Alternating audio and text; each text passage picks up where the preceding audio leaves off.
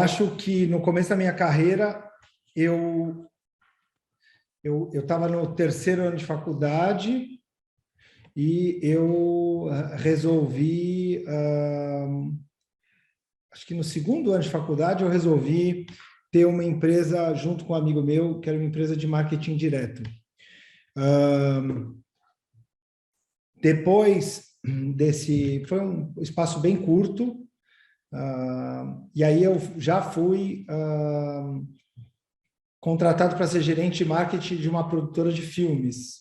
Antigamente, no mercado, você alugava filmes, né? Então, você tinha fitas de aluguel de filme, e quem trazia esses filmes para o Brasil era essa empresa que eu trabalhei. Dentro dessa empresa, a gente teve uma in-house. Então, a gente desenhava as capinhas dos filmes, a gente fazia os posters, os lançamentos, os eventos, etc.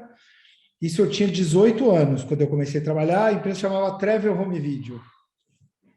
Era de um ex-diretor de uma das grandes, ele saiu e montou a empresa dele. E essa empresa quebrou.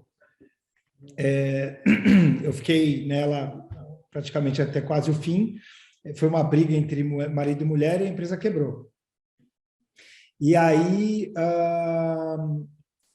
eu precisava fazer alguma coisa, aí eu resolvi abrir minha agência de propaganda.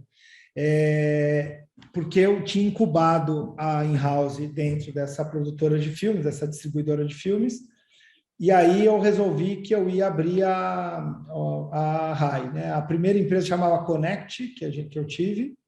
Depois eu tive nessa fase, eu tive uma empresa chamada BBM, que era com um amigo meu também, que eram os sobrenomes dos dois. E logo na saída dessa empresa de vídeo, eu montei a minha agência. Comecei no escritório do meu avô. Meu avô estava encerrando a carreira, então ele me emprestou uma garagem do escritório dele. Ele estava se aposentando, meu avô tinha 75 anos, mais ou menos, nesse momento. Ele me emprestou a garagem da empresa dele e eu, como tinha contatos desse mercado de filmes, tentei ganhar clientes dentro desse segmento, né? Dentro de outros também, mas de alguma forma eu tentei ganhar clientes. E eu ganhei alguns, e o principal foi realmente a produtora de filmes pornôs, né? Então eu fazia, nessa altura da minha vida, eu recebia slides ainda, porque antigamente era slide, e eu fazia todo o material de vários filmes pornô. Não fiz só pornô, fiz outros também. Mas foi bem divertido, porque, de alguma forma, eu fazia muito material porque o que aconteceu foi que algumas pessoas que trabalharam comigo nessa distribuidora foram trabalhar em outras empresas. E eles que me levaram para o mercado pornô. Aí eu fiquei fazendo o mercado pornô uns meses aí. E também fiz materiais para outros filmes. E daí eu contratei meu primeiro funcionário, e depois, quando eu vi, eu tinha 3 funcionários. Eu tinha uma pessoa de atendimento, e funcionários, 3 pessoas na equipe e um diretor de arte. Então, eu escrevia, o atendimento fazia todo o processo, e a gente começou a ganhar clientes. Então, eu tive uma loja de presentes, a gente fazia telemarketing ativo. Depois, por eu ter ligação com a comunidade judaica, eu tive a conta do clube, do colégio, de todas as possibilidades que estavam mais próximas a mim, né? Então, daquele momento em diante, aí eu precisei alugar a minha primeira casa, né? O espaço do meu avô ficou pequeno, e eu aluguei, do lado da minha casa, eu aluguei um sobrado, e eu comecei a fazer, aí sim, eu tinha conta do Colégio Judaico, do Clube da Hebraica de São Paulo, e aí, numas férias com a minha família, que eu fui para Florianópolis, eu conheci um cara chamado Flávio Bittelman, que era o presidente, o CEO da Fotótica, na época. E ele me apresentou o diretor de marketing dele e eu comecei a fazer tudo que a W Brasil, na época, não fazia. Então, material de ponto de venda, tudo que os caras, tudo que era pequeno para a W Brasil, eu comecei a fazer. E aí a agência começou a rodar, né? Então, eu fazia muita coisa para a Fotótica. Nesse mesmo tempo, eu tive muitas contas de alimentação, Baked Potato, Rede Viena, mas tudo pequeno, tudo. E aí aí a minha carreira começou a andar. E nessas alturas do campeonato, eu acho que eu tinha talvez 22, 23 anos. E aí, nessa época, acho que a RAI chegou a ter 12 pessoas, mais ou menos. Nessa casa ainda, pelo que eu lembro, acho que eu tinha umas 4 pessoas de criação, umas 2 de atendimento, mídia, eu, sei lá como que era isso direito. Depois daí, a gente foi para uma outra casa na Vila Madalena, Pinheiros. Lá eu já cheguei a ter pelo menos 4 ou 5, mais 2, 3, até umas 25 pessoas eu tinha naquele escritório. Depois de lá, a gente veio aqui para Perdizes, para uma outra sede, que já chegou umas 70, 90 pessoas, mais ou menos. E aí a gente veio para essa sede que a gente está hoje, que a gente tem mais ou menos 200 e poucas pessoas. Antes da pandemia, a gente chegou a ter 280 e agora a gente está um pouco mais reduzido, porque a gente está mudando também o jeito de tocar o negócio, né? Que é um assunto para frente. Mas eu acho que a gente já chegou no mercado pós o mercado das estrelas da propaganda, né? Que era o Oliveto, Nizam e Companhia Limitada, Fábio Fernandes e todos os grandes caras da propaganda. A gente já chegou num momento posterior a esse, né? No momento onde a propaganda tinha muito a questão do o que era entrega e o que era publicidade na época. Antigamente a propaganda era muito o que era a ideia, o que é a ideia e o que é a entrega. Antes a ideia valia mais do que a entrega. Naquele momento a entrega e a ideia começaram a ficar equilibradas. Uma ficou tão importante quanto a outra, e estamos falando de entrega em vários pontos de contato, porque antigamente você tinha a televisão, as revistas e a lista telefônica, né? Eram os 3 pontos de contato principais, e os rádios também. Aí depois, e o outdoor, papapá. Mas aí depois tem o desenvolvimento do outdoor nesse momento, a TV a cabo que entrou, a mídia em shopping centers também, que entrou mais ou menos nesse meio. Então, a publicidade foi mudando porque a gente começou a ter muito mais pontos de contato, sei lá, passou de 5 para 20 e hoje são 300, né? Então, você tem realmente uma evolução de materiais necessários para fazer uma marca rodar, né? Hoje está diminuindo de novo na teoria, porque você só tem o Google, as redes sociais e a mídia programática na teoria, né? E aí você começa de novo a reduzir um pouco, tirar um pouco daquela força do teste AB, etc., que você tinha que fazer 250 mil peças para poder resolver uma campanha. Não que isso não seja necessário hoje, mas está voltando um pouco para trás hoje em relação a isso. Eu hoje agora não tenho só agência, né? Eu tenho outros negócios. E eu acabei aproveitando o que eu tinha de inteligência para os meus outros negócios. Primeiro isso, hoje eu tenho talvez um dos hotéis mais icônicos do Brasil e eu usei muito da minha experiência de marketing também no hotel. A minha mulher hoje tem uma loja de brinquedos educativos, que também a gente usou bastante a coisa da arquitetura, do VM, de tudo mais, marketing também nas redes sociais e tudo mais, para ela. Eu tenho um restaurante também. Então, eu acho que o marketing está em todos esses pontos. O grande problema do publicitário, eu acho que é o senso crítico que fica ativo 24 horas por dia. Então, desde um ex-cliente meu, outro dia eu mandei uma mensagem para uma cliente minha de muito tempo, que é a Renata da Copenhagen, que a gente ficou trabalhando com ela uns 5 anos, que ela estava com uma campanha muito ruim no ponto de venda e tudo mais. E tocou eu mandar um WhatsApp para ela para falar, olha, cuidado, você está fazendo besteira, está muito mal feito, etc. E eu não tinha segundas intenções, porque eu não queria ganhar a conta dela naquele momento. Mas eu estava preocupado com o que estavam fazendo com o trabalho que eu deixei. E eu fico preocupado porque você acaba se relacionando profundamente com algumas histórias, né? Isso, eu posso te dar mais 20 exemplos desses. Antigamente, quando eu vou fazer 50 anos, né? Então, antigamente eu estava sempre ávido por mais um cliente. Hoje eu tenho outros negócios que são melhores até que a propaganda, então eu estou menos ávido. Mas a gente fica sempre querendo, na vontade de fazer um trabalho para aquele cliente que a gente deixou, para aquele cliente que mudou o diretor de marketing, o diretor resolveu trazer a equipe dele e tudo mais. E a gente acaba se preocupando. E para quem está do outro lado, às vezes transparece uma certa vontade de pegar o cliente de volta.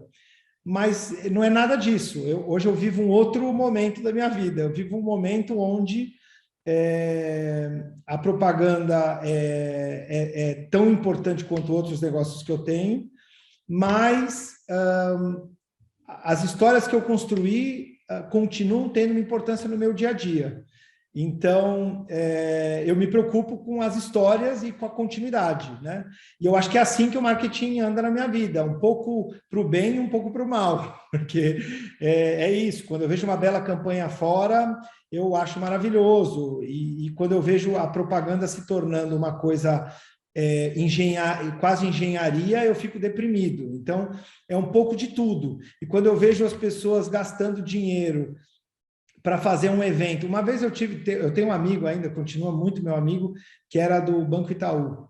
E aí eu fiz uma pergunta para ele, eu nem vou citar para não ele já saiu do banco, mas ele foi um dos principais executivos do Banco Itaú. E aí eu falei para ele, e ele estava na frente na época do Personalité.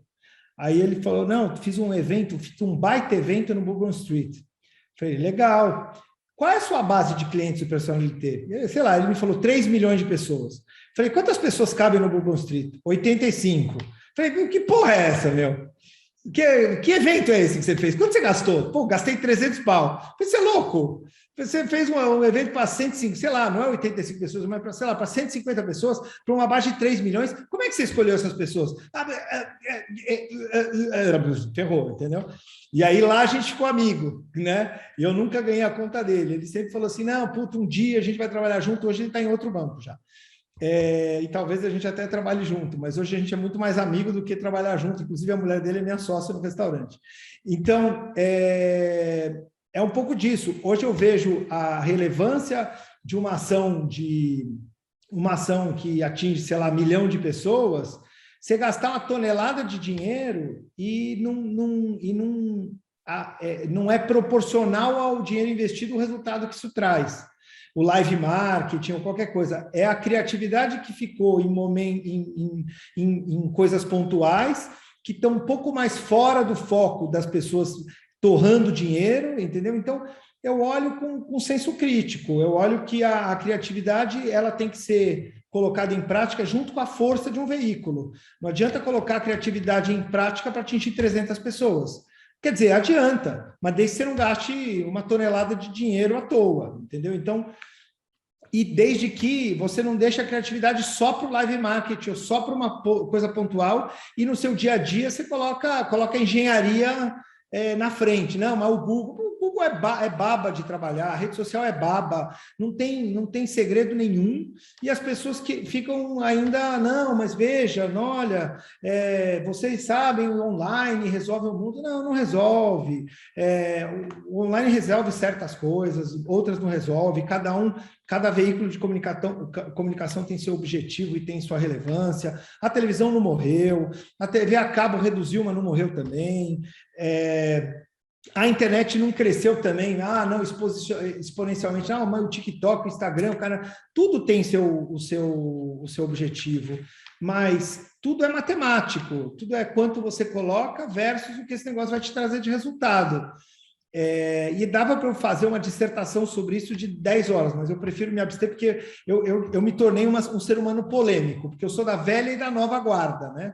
Eu só tenho 49 anos e eu vivi toda a transição. Eu tive que fazer a transição da minha agência 10 anos atrás para o digital, forçadamente, e com todos os executivos que eu conversei, até o Nizam, que tentou voltar para o mercado, até o Justus, que estava no meu hotel há 3 semanas atrás, a gente estava falando sobre esse assunto exatamente.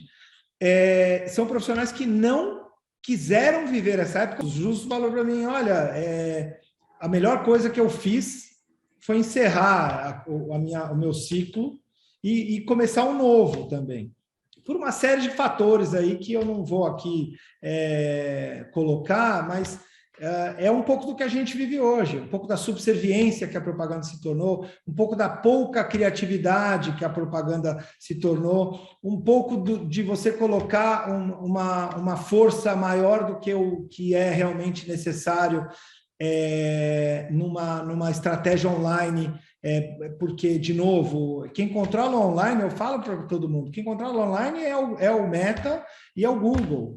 A gente não controla nada, a gente mexe com ferramenta, eles falam se está certo, eles falam que está errado, eles falam que se a gente está investindo bem ou mal, e no final das contas, não é relevante, né, o que a gente faz desse lado da mesa.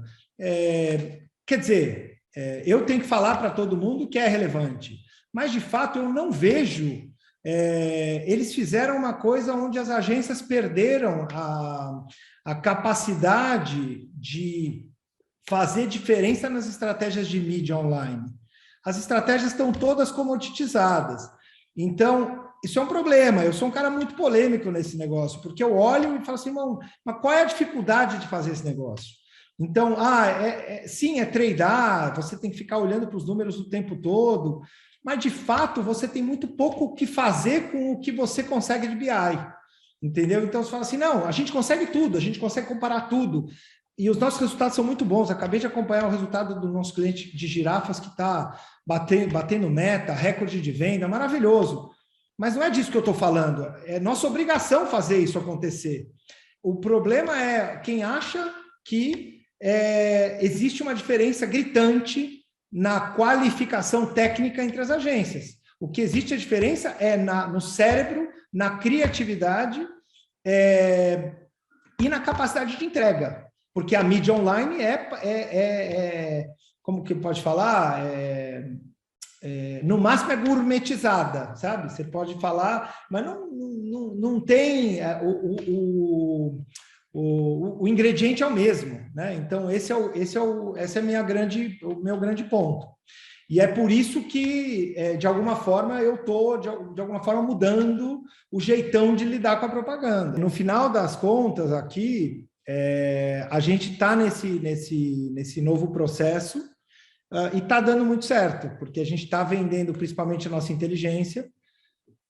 Óbvio que a gente opera para muitos clientes, mas para outros clientes a gente virou o que a gente sempre foi, uma empresa de consultoria, porque a gente tem 28 áreas de tudo que vocês podem imaginar, a gente tem, e por isso a gente tem uma facilidade de conseguir fazer um trabalho completo e conciso, né? Porque a gente reúne todas as equipes e tudo mais. E a gente é o único que tem esse formato no Brasil. Tem outras que têm parte do nosso formato. E também não é um formato que garante a vitória. É um formato que a gente achou como um formato que fazia sentido na minha vida, porque eu queria agregar valor para o cliente em todas todos os pontos do marketing, que, de novo, antes eram 5, depois se tornaram 15, e hoje são 35, sei lá, eu tenho 28, deve ter algum que eu estou esquecendo, entendeu? Então, é um pouco disso, e nós estamos vivendo este momento, e é um momento bom, a gente sabe lidar muito com a mídia offline ainda, a gente sabe lidar com a mídia online como todos, ou como a maioria, e a gente tem uma mescla de equipes entre seniors e mais jovens, mas a gente também, agora, mais uma vez, tiramos muita juniorização, diminuímos a equipe, porque a gente tem muito problema com recurso humano.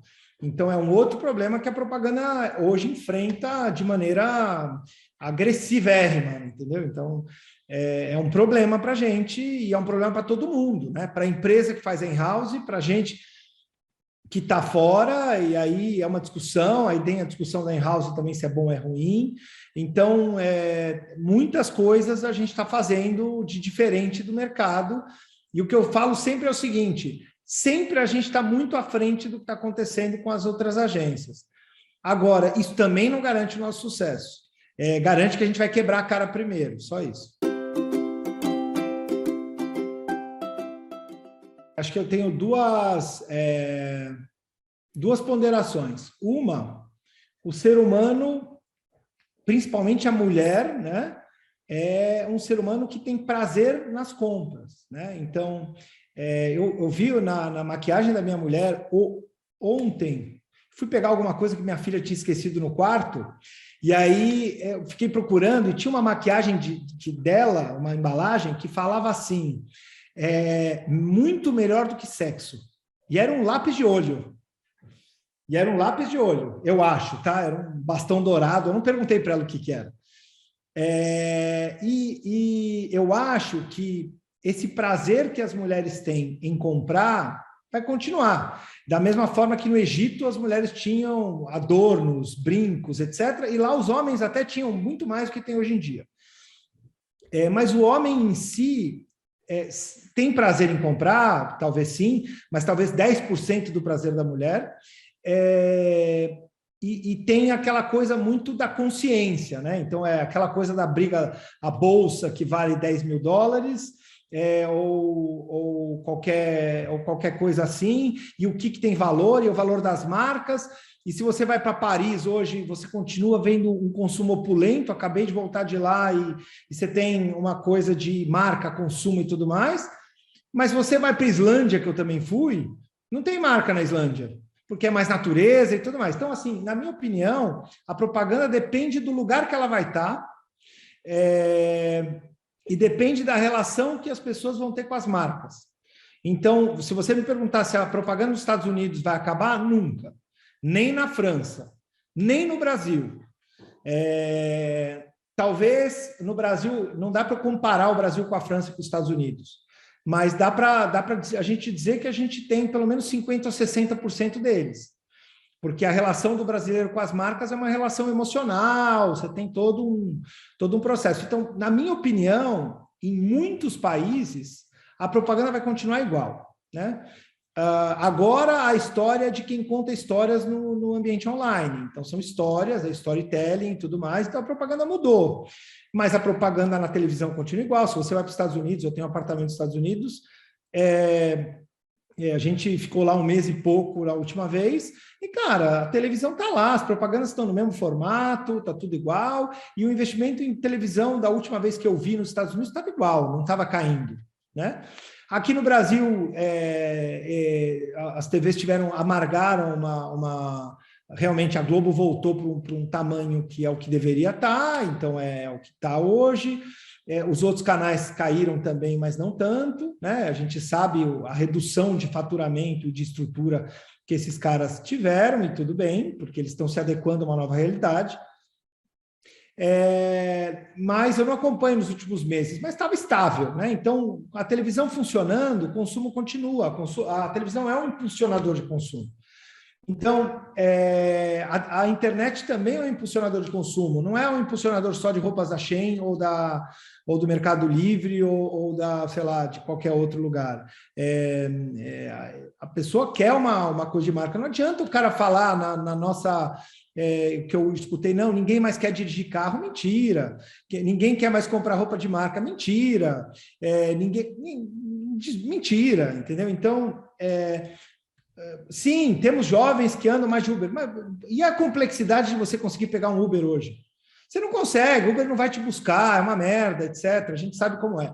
Então, de fato, os patinetes elétricos que andavam na Faria Lima, os caras que mataram lá e quebraram a cabeça.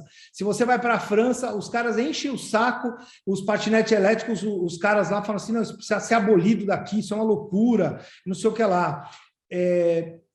Então, no final das contas, ok, os carros elétricos estão aí, vai mudar totalmente a questão do combustível, mas eu não vejo uma sociedade tão diferente como todo mundo pintou, e assim, eu sempre pintei a mesma coisa. Eu nunca acreditei naqueles futuristas que ficaram vendendo curso e que falavam, nossa, o mundo vai mudar, nada vai ser igual. É como o home office, eu estou 100% aqui, presencial. Os caras ficam torcendo o nariz, só que eu vou dar um exemplo muito simples. Gente que saiu daqui continua prestando serviço para mim, freela, e está prestando serviço para outra empresa. Então, os caras estão prestando serviço para 5 e tem um trouxa pagando a conta. E esse trouxa não vou ser eu. Aí, então, esse é o ponto. E eu não discordo do home office ou do presencial. O que eu acho é que o brasileiro não tem responsabilidade para fazer um trabalho home office. E é da cultura do brasileiro. Então, não adianta a gente forçar alguma coisa. Nós precisamos se reinventar 100% para voltar e conseguir fazer um home office animal.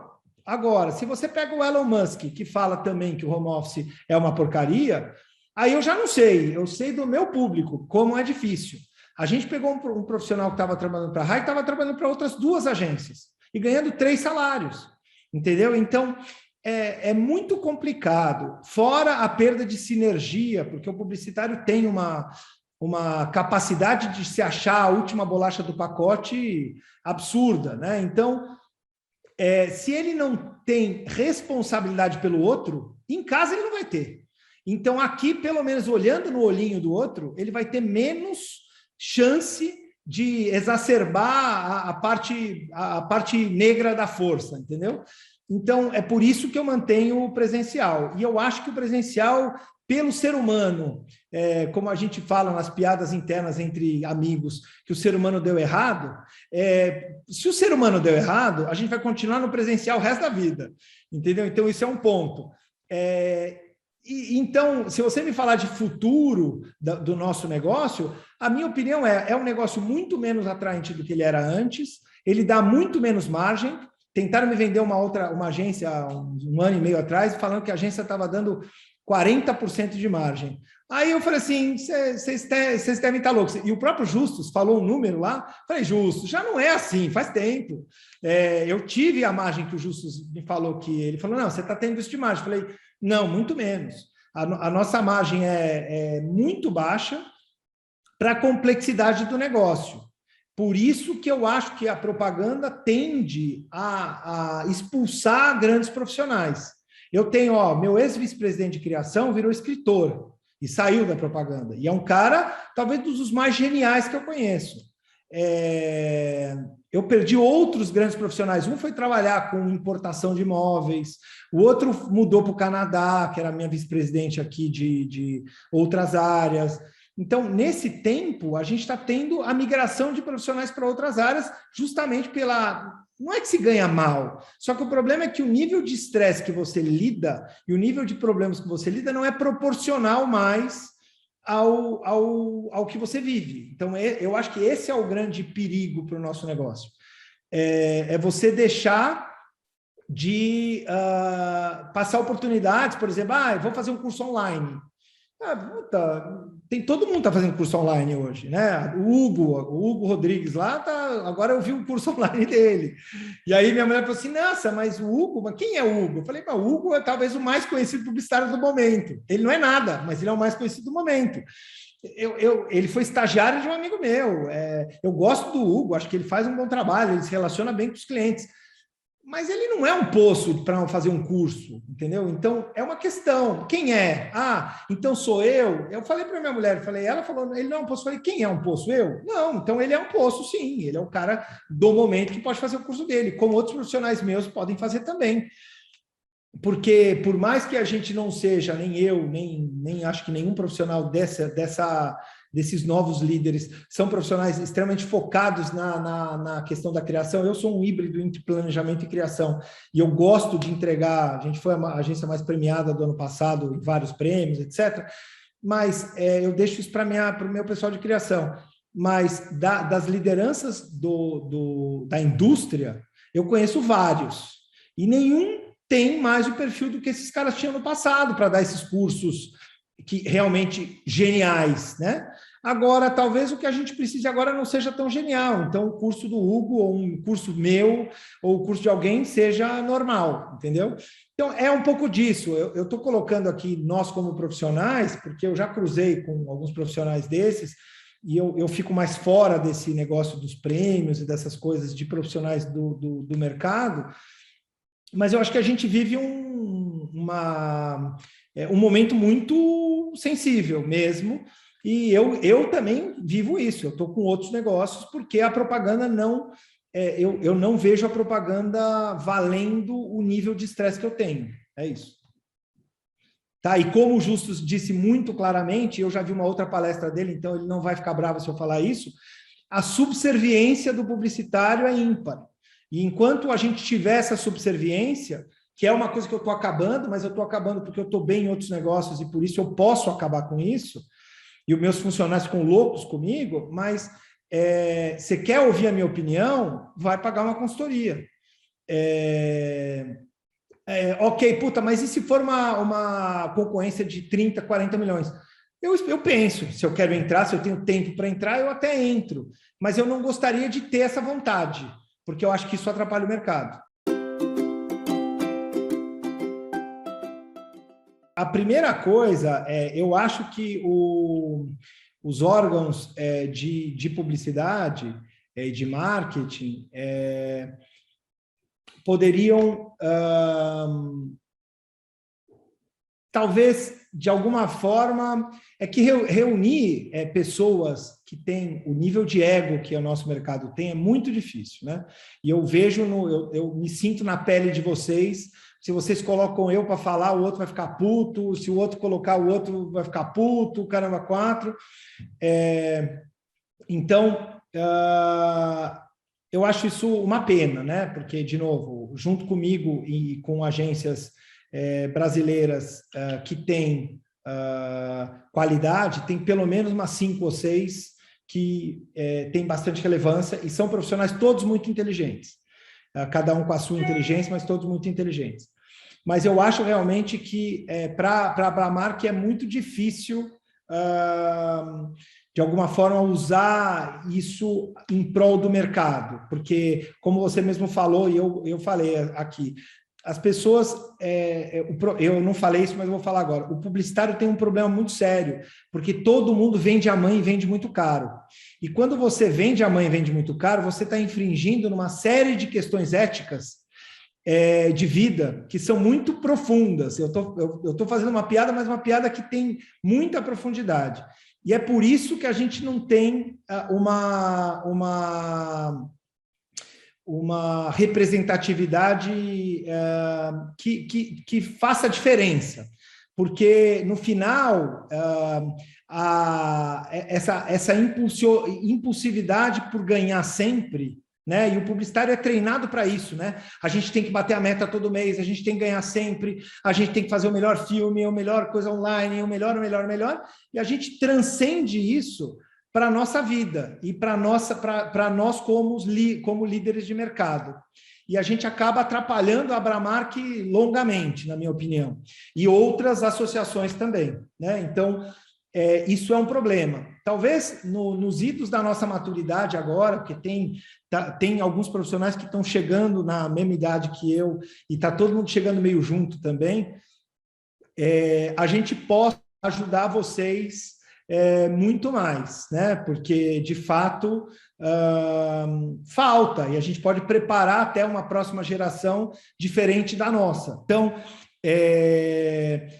eu acho que a gente, vocês como associação e a gente como líderes do mercado, nós temos uma obrigação de preparar o novo mercado para os próximos, justamente para a gente não viver mais as séries americanas sobre propaganda, sobre as concorrências, e que os caras tomavam uísque na sala e tudo mais, que aqui o cara não vai tomar uísque, mas o cara vai fumar um baseado, entendeu? Então, essas conexões não são conexões que ajudam o nosso mercado.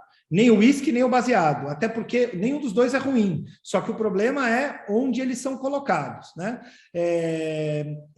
Nem o uísque vai fazer o cara criar a melhor campanha do mundo, nem o baseado vai fazer ele aliviar o estresse que ele teve do dia inteiro na pressão da propaganda. Então, eu acho que a gente tem essa responsabilidade, e eu me vejo com quase 50, querendo ajudar sempre as pessoas nesse caminho.